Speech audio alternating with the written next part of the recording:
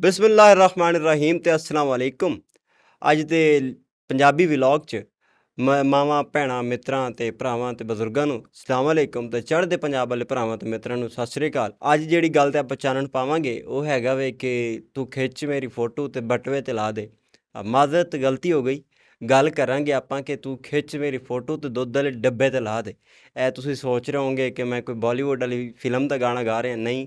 ਇਹ ਹੁਣ ਆਪਣੇ ਲਹਿੰਦੇ ਪੰਜਾਬ ਵਾਲੀ ਹਕੂਮਤ ਕਰਨ ਲੱਗੀ ਆ ਕਿ ਆਪਣੀ ਬਾਜੀ ਮਰੀਮ ਨਵਾਜ਼ ਸਾਹਿਬਾ ਨੇ ਵਰਲਡ ਬੈਂਕ ਦੇ ਤਾਵਨ ਨਾਲ ਕੋਈ ਪ੍ਰੋਗਰਾਮ ਨਵਾਂ ਲਾਂਚ ਕੀਤਾ ਹੋਵੇ ਅਤੇ ਉਹਦਾ ਇਹ ਸੁਣੀਂਦ ਵੀ ਆਈ ਹੈ ਕਿ ਦੁੱਧ ਵਾਲੇ ਡੱਬਿਆਂ 'ਤੇ ਜਿਹੜੇ ਦੁੱਧ ਬੱਚੇ ਨੂੰ ਸਕੂਲਾਂ 'ਚ ਦਿੱਤਾ ਜਾਣਾ ਵੇ ਉਹਦੇ 'ਤੇ ਮਰੀਮ ਨਵਾਜ਼ ਸਾਹਿਬਾ ਦੇ ਫੋਟੋ ਲੱਗਣੇ ਨੇ। ਹੁਣ ਆਪਾਂ ਤਾਂ ਵੇਖਿਆ ਹੋਣਾ ਕਿ ਦੁੱਧ ਵਾਲੇ ਡੱਬੇ 'ਤੇ ਜਾਂ ਤਾਂ ਦੁੱਧ ਦੇ ਉੱਤੇ ਲੱਗਦਾ ਅਤੇ ਗਾਂ ਦੇ ਦੁੱਧ ਫੋਟੋ ਲੱਗਦਾ ਵੇ। ਦੁੱਧ ਵਾਲੇ ਡੱਬੇ 'ਤੇ ਫੋਟੋ ਲੱਗਦਾ ਅਤੇ ਬੱਕਰੀ ਦਾ ਲੱਗਦਾ ਜਾਂ ਮੱਝ ਦਾ ਲੱਗਦਾ, ਜਾਂ ਕਿਸੇ ਅਗਰ ਆਪਾਂ ਅਰਬ ਮਮਾਲਿਕ ਵਾਲੀ ਸਾਈਡ 'ਤੇ ਜਾਈਏ ਤਾਂ ਉੱਥੇ ਊਠ ਦਾ ਲਾਉਂਦੇ ਨੇ, ਕਿਉਂਕਿ ਊਠ ਦਾ ਦੁੱਧ ਵੀ ਉੱਥੇ ਪੀਤਾ ਜਾਂਦਾ। ਪਰ ਇਹ ਸੋਚਣ ਦੀ ਗੱਲ ਹੈ ਕਿ ਅੱਜ ਕੱਲ੍ਹ ਲਹਿੰਦੇ ਪੰਜਾਬ ਵਾਲੀ ਸਾਈਡ 'ਤੇ ਦੁੱਧ ਦੇ ਡੱਬੇ 'ਤੇ ਬਾਜੀ ਦੇ ਫੋਟੋ ਲੱਗਣ ਵਾਲੇ ਨੇ। ਹਾਂ, ਜੇ ਤੁਸੀਂ ਲੱਸੀ ਬਣਾਉਣੀ ਹੋਵੇ ਤਾਂ ਤੁਸੀਂ ਲਾ ਦਿਓ ਮੀਆਂ ਸਾਹਿਬ ਵੱਡੇ ਮੀਆਂ ਦਾ ਫੋਟੋ, ਕਿਉਂਕਿ ਗੱਲ ਨੂੰ ਖਿੱਚਣੇ 'ਚ, ਗੱਲ ਨੂੰ ਪਤਲਾ ਕਰਨ 'ਚ ਬੜਾ ਮਸ਼ਹੂਰ ਨੇ ਕਿ ਪਹਿਲਾਂ ਵੋਟ ਨੂੰ ਇੱਜ਼ਤ ਦਿਓ ਅਤੇ ਫਿਰ ਜਿਹੜਾ ਹੈ ਪੰਜਾਬ ਨੂੰ ਨਵਾਜ਼ ਦਿਓ ਅਤੇ ਪਾਕਿਸਤਾਨ ਨੂੰ ਨਵਾਜ਼ ਦਿਓ।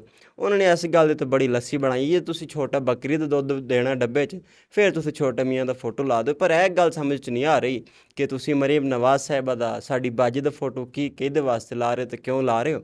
ਇਹਦੇ ਉੱਤੇ ਆਪਾਂ ਚਾਨਣ ਪਾਵਾਂਗੇ ਅਤੇ ਇਹ ਵੀ ਵੇਖਾਂਗੇ ਕਿ ਕਿੱਥੋਂ ਅਤੇ ਕਿਹੜੇ ਮਨਸੂਬੇ ਦੀ ਸਕੀਮ ਦੇ ਤਹਿਤ ਹੈ ਜਿਹੜੇ ਦੁੱਧ ਵਾਲੇ ਡੱਬੇ 'ਤੇ ਇਹ ਬੀਬੀ ਦੇ ਫੋਟੋ ਲੱਗਣ ਵਾਲੇ ਨੇ।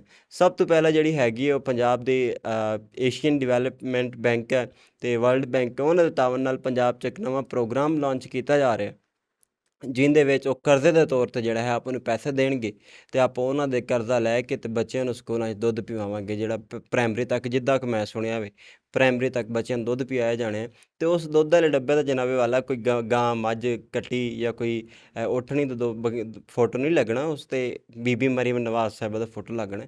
ਇਹ ਕਾਫੀ ਹੈਰਾਨੀ ਵਾਲੀ ਗੱਲ ਹੈ ਕਿ ਮਰੀਮ ਨਵਾਜ਼ ਸਾਹਿਬਾ ਦਾ ਫੋਟੋ ਦੁੱਧ ਵਾਲੇ ਡੱਬੇ 'ਤੇ ਕਿੱਦਾਂ ਲੱਗਣਾ।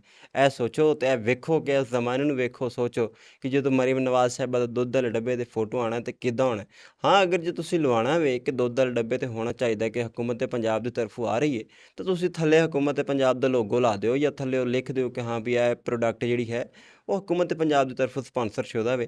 ਪਰ ਨਹੀਂ ਜਨਾਬੇ ਵਾਲੇ, ਅਸੀਂ ਤਾਂ ਦੱਸਣਾ ਵੇ, ਦੁਨੀਆ ਨੂੰ ਦੱਸਣਾ ਕਿ ਇਹ ਕੰਮ ਅਸੀਂ ਕੀਤਾ। ਅਸੀਂ ਉੱਥੇ ਜਿੱਥੇ ਖੜੋ ਕੇ ਬਾਰਿਸ਼ਾਂ ਵਾਲੇ ਪਾਣੀ 'ਚ ਫੋਟੋ ਖਿਚਾਉਣੀਆਂ ਨੇ, ਟਿਕਟੋਕ ਬਣਾਉਣੀਆਂ ਨੇ, ਅਸੀਂ ਜਾ ਕੇ ਇੱਕ ਟੀਮ ਜਿਹੜੀ 15-20 ਕੈਮਰਾਮੈਨਾਂ ਦੀ ਅਸੀਂ ਉਹ ਨਾਲ ਲੈ ਕੇ ਰੱਖਣੀ, ਤਾਂ ਉਹੀ ਬਾਜੀ ਹੈ। ਉਹਨੇ ਫੋਟੋ ਵੀ ਲਵਾਉਣੇ ਆ, ਉਹਨੇ ਇਹ ਵੀ ਦੱਸਣਾ ਕਿ ਆਹ ਵੇਖੋ ਮਰੀਮ ਨਵਾਜ਼ ਨੇ ਇਹ ਕੰਮ ਕੀਤਾ ਵੇ, ਇਹ ਕੰਮ ਕੀਤਾ ਵੇ। ਜਿੱਥੇ KP 'ਚ 20 ਕਿਲੋ ਦਾ ਆਟੇ ਦੇ ਥੈਲੇ 'ਚ ਕੋਈ ਫੋਟੋ ਨਹੀਂ ਸੀ, ਸਿਰਫ KP ਹਕੂਮਤ ਦਾ ਲੋਗੋ ਸੀ। ਕੋਈ ਜਿਹੜੇ ਹੈ ਕੋਈ ਉਹਨਾਂ ਨੇ ਨਹੀਂ ਕੀਤੀ, ਜਿਹੜੇ ਫੋਟੋ ਲੈ ਕੇ ਆਏ ਉਹਨਾਂ ਨੇ ਫੋਟੋ ਨਹੀਂ ਖਿੱਚੇ ਆਟੇ ਲੈਣ ਵਾਲੇ ਦੇ, ਕੋਈ ਸੋਸ਼ਲ ਮੀਡੀਆ 'ਤੇ ਪੋਸਟਾਂ ਨਹੀਂ ਹੋਈਆਂ। ਪਰ ਜਦੋਂ ਰਮਜ਼ਾਨ ਪੈਕੇਜ ਆਇਆ ਬੀਬੀ ਦਾ, ਕੋਈ 2 ਕਿਲੋ ਚਾਵਲ ਸੀ, ਕੋਈ ਅੱਧਾ ਕਿਲੋ ਘਿਓ ਸੀ, ਕੋਈ ਕਿਲੋ ਚੀਨੀ ਸੀ, ਕੋਈ 10 ਕਿਲੋ ਆਟਾ ਸੀ, ਜਿਨ੍ਹਾਂ ਨੂੰ ਗਰੀਬ ਬੰਦੇ ਨੇ ਪੂਰਾ ਮਹੀਨਾ ਕੱਢਣਾ ਸੀ ਉਸ ਨਾਲ, ਅਤੇ ਉਹਦੇ ਨਾਲ ਬੀਬੀ ਨੇ ਆਪਣਾ ਫੋਟੋ ਲਾਇਆ, ਨਾਲ ਵੱਡੇ ਮੀਆਂ ਸਾਹਿਬ ਦਾ ਲਾਇਆ, ਥੱਲੇ ਵੱਡੇ ਚਾਨਣੇ 'ਚ ਆਪਣਾ ਮੀਆਂ ਸਾਹਿਬ ਦਾ ਨਾਂ ਲਿਖਵਾਇਆ, ਜਿਹਦੇ ਉੱਤੇ ਵੱਡੇ ਬਲਬ ਨਾਲ ਰੋਸ਼ਨੀ ਪਾਈ ਗਈ। ਇਹ ਅਜੀਬ ਗੱਲਾਂ ਨੇ। ਇਹ ਟਿਕਟੋਕ ਹਕੂਮਤ ਜਿਹੜੀ ਹੈ ਕੀ ਕਰ ਰਹੀ ਹੈ ਅਤੇ ਕੀ ਨਹੀਂ ਕਰ ਰਹੀ ਹੈ, ਤੁਸੀਂ ਵੇਖ ਰਹੇ ਹੋ ਕਿ ਕੰਮ ਕਰ ਰਹੀ ਹੈ ਜਾਂ ਇਸ਼ਤਿਹਾਰ ਚਲਾ ਰਹੀ ਹੈ। ਇਹ ਕੀ ਹੋ ਰਿਹਾ ਇਹ ਵੀ ਆਪਾਂ ਵੇਖ ਰਹੇ ਹਾਂ। ਅੱਛਾ, ਜੇ ਤੁਸੀਂ ਫੋਟੋ ਲਾਉਣੀ ਹੈ ਆਪਣੇ ਟੱਬਰ ਦੀ ਲਾਉਣੀ ਹੈ, ਅਤੇ ਇੱਕ ਮੱਝ ਦੇ ਨਾਲ ਤੁਸੀਂ ਵੱਡੇ ਮੀਆਂ ਸਾਹਿਬ ਦੀ ਲਾ ਦਿਓ, ਉਹ ਵੀ ਕੱਟੇ ਹੀ ਨੇ। ਜੇ ਛੋਟਾ ਕੱਟਾ ਲਾਉਣਾ ਹੈ, ਛੋਟਾ ਜਿਹਾ ਬਿਲਕੁਲ ਜੰਮਦਾ ਕੱਟੇ ਦੀ ਫੋਟੋ ਲਾਉਣੀ ਤਾਂ ਛੋਟੇ ਮੀਆਂ ਸਾਹਿਬ ਦੀ ਲਾ ਦਿਓ। ਇਹ ਵੀ ਤਾਂ ਕੱਟੇ ਹੀ ਨੇ। ਜਿੱਦੋਂ ਉੱਧਰ ਹੁਕਮ ਆਉਂਦਾ ਉੱਧਰ ਦਾ ਮੂੰਹ ਕਰ ਲੈਂਦੇ ਨੇ, ਕੋਈ ਦੱਸ ਪੁੱਛ ਨਹੀਂ, ਆਰਾਮ ਸਕੂਨ ਨਾਲ ਤੁਰੇ ਰਹਿੰਦੇ ਨੇ, ਤੁਰੇ ਰਹਿੰਦੇ ਨੇ, ਤੁਰੇ ਰਹਿੰਦੇ ਨੇ, ਤੁਰੇ ਰਹਿੰਦੇ ਨੇ। ਇਹ ਜਿੱਦਾਂ ਹੁਣ ਪਿਛਲੀ ਦਫਾ ਹੋਇਆ ਵੇ, ਉਹਨਾਂ ਨੇ ਕਿਹਾ ਕਿ ਤੁਸੀਂ ਵੋਟ ਦਾ ਇੱਜ਼ਤ ਦਿਓ, ਬਿਆਨੀਆ ਲਾਓ। ਉਹਨਾਂ ਨੇ ਸਰਕਾਰੇ ਵਾਲਾ ਐਸਾ ਬਿਆਨੀਆ ਲਾਇਆ ਕਿ ਮੈਂ ਕਹਿੰਦਾ ਹੱਦ ਮੁਕਾਤੀ ਹੈ। ਬਾਅਦ 'ਚ ਫਿਰ ਲੰਦਨ ਗਏ, ਲੰਦਨ 'ਚ ਜਦੋਂ ਵਾਪਸ ਆਏ ਤਾਂ ਫਿਰ ਬਿਆਨੀਆ ਚੱਲ ਗਿਆ ਕਿ ਜਨਾਬ ਪਾਕਿਸਤਾਨ ਨੂੰ ਨਵਾਜ਼ ਦਿਓ, ਪੰਜਾਬ ਨੂੰ ਨਵਾਜ਼ ਦਿਓ। ਉਹਨਾਂ ਨੇ ਤਾਂ ਨਵਾਜ਼ਣ ਦੀ ਕੋਸ਼ਿਸ਼ ਕੀਤੀ ਹੈ, ਪਰ ਜਿਹੜੀ ਪਾਕਿਸਤਾਨ ਦੀ ਆਵਾਮ ਹੈ ਉਹਨਾਂ ਨੂੰ ਸ਼ਾਇਦ ਨਹੀਂ ਨਵਾਜ਼ਣਾ ਪਸੰਦ ਆਇਆ, ਉਹਨਾਂ ਨੂੰ ਪਿੱਛੇ ਭੇਜਤਾ ਵੇ। ਹੁਣ ਮਰੀਮ ਨਵਾਜ਼ ਸਾਹਿਬਾ ਇਹਨਾਂ ਨੇ ਹੁਣ ਸੋਚਿਆ ਕਿ ਨਾ ਤਾਂ ਹੁਣ ਬੇਬੇ ਦੀ ਲੱਗ ਸਕਦੀ, ਨਾ ਬਾਪੂ ਦੀ ਲੱਗ ਸਕਦੀ, ਨਾ ਚਾਚੇ ਦੀ ਲੱਗ ਸਕਦੀ ਹੈ।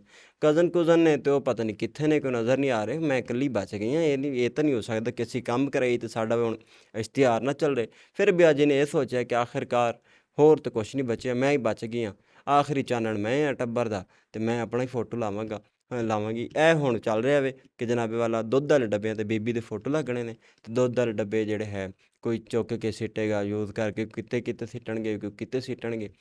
ਹੁਣ ਬੀਬੀ ਆਪਣੀ ਬੇਹਰਮਤੀ ਜਿਹੜੀ ਹੈ ਉਹ ਆਪ, ਇਹ ਵੀ ਉਸੇ ਟੱਬਰ ਦੀ ਹੈ। ਬੀਬੀ ਨੂੰ ਨਹੀਂ ਪਤਾ ਕਿ ਇਸ ਕੰਮ ਵਿੱਚ ਸਾਡੀ ਨਮੋਸ਼ੀ ਹੋਣੀ ਹੈ ਜਾਂ ਸਾਡੀ ਮਸ਼ਹੂਰੀ ਹੋਣੀ ਹੈ। ਇਹ ਸ਼ਹਬਾਜ਼ ਸ਼ਰੀਫ ਸਾਹਿਬ ਜਿਹੜੇ ਛੋਟੇ ਮੀਆਂ ਸਾਹਿਬ ਨੇ, ਇਹਨਾਂ ਨੇ ਵੀ ਜਦੋਂ ਨਵੀਂ ਸਕੀਮ ਕੱਢੀ ਟੋਇਲਟ ਦੀ, ਬਾਥਰੂਮ ਦੀ, ਉਹ ਜਿਹਨੂੰ ਆਪਾਂ ਗੁਸਲਖਾਨਾ ਕਹਿੰਦੇ ਹਾਂ, ਉਹਦੇ ਮੀਆਂ ਫਲੈਸ਼ਾਂ ਤੇ ਉਹਨਾਂ ਨੇ ਆਪਣੀ ਕੰਧਾਂ 'ਤੇ, ਦੀਵਾਰਾਂ 'ਤੇ, ਫਲੈਸ਼ਾਂ 'ਤੇ ਉਹਨਾਂ ਨੇ ਆਪਣੀਆਂ ਫੋਟੋਆਂ ਚਿਪਕਾਈਆਂ। ਉਹਨਾਂ ਨੂੰ ਹੁਣ ਆਵਾਮ ਨੇ ਪਤਾ ਨਹੀਂ ਕੀ ਉਹਨਾਂ ਨੇ ਸਮਝਾਉਣਾ ਸੀ ਕਿ ਇੱਥੇ ਇਸ ਵਾਸ਼ਰੂਮ 'ਚ ਜਾਓਗੇ ਤਾਂ ਤੁਹਾਡਾ ਕੰਮ ਜਿਹੜਾ ਹੈ ਛੇਤੀ ਮੁੱਕ ਜਾਏਗਾ, ਜਲਦੀ ਸਾਫ਼ ਹੋ ਜਾਏਗਾ। ਇਹ ਸੋਚਣ ਵਾਲੀ ਗੱਲ ਹੈ। ਤੇ ਨਾਲੇ ਦੁੱਧ ਵਾਲੇ ਡੱਬੇ 'ਤੇ ਫੋਟੋ ਲੱਗਣ ਤੋਂ ਬਾਅਦ ਜਨਾਬੇ ਵਾਲਾ ਬੀਬੀ ਨੇ ਜਿਹੜੀ ਹੈ ਮਰੀਮ ਨਵਾਜ਼ ਸਾਹਿਬਾ, ਉਹਨਾਂ ਨੇ ਦੁੱਧ ਪਿਲਾਉਣ ਵਾਲੀ ਕਮੇਟੀ ਵੀ ਬਣਾਤੀ ਹੈ। ਉਹਨਾਂ ਨੇ ਹਜੇ ਤੱਕ ਇਹ ਡਿਸਾਈਡ ਨਹੀਂ ਕੀਤਾ ਕਿ ਜਿਹੜਾ ਦੁੱਧ ਹੈ ਜਿਹਦੇ 'ਤੇ ਬੀਬੀ ਦੀ ਫੋਟੋ ਲੱਗੀ ਹੋਈ ਹੈ, ਉਹ ਦੁੱਧ ਕਿਹੜੇ ਨੇ ਪੀਣਾ ਅਤੇ ਕਿੰਨੇ ਪੀਣਾ, ਕਿਹੜੀ ਉਮਰ ਹੈ ਅਤੇ ਕਿੱਥੇ ਜਾ ਕੇ ਦੀ ਹੱਦ ਮੁੱਕਦੀ ਹੈ ਕਿ ਕਿਹਨੇ ਪੀਣਾ ਅਤੇ ਕਿਹਨੇ ਨਹੀਂ ਪੀਣਾ। ਆਵਾਮ ਜਿਹੜੀ ਹੈ ਬੀਬੀ, ਇਹ ਕੋਈ ਪਾਗਲ ਨਹੀਂ ਹੈ, ਆਵਾਮ ਕੋਈ ਜਾਹਿਲ ਨਹੀਂ ਹੈ।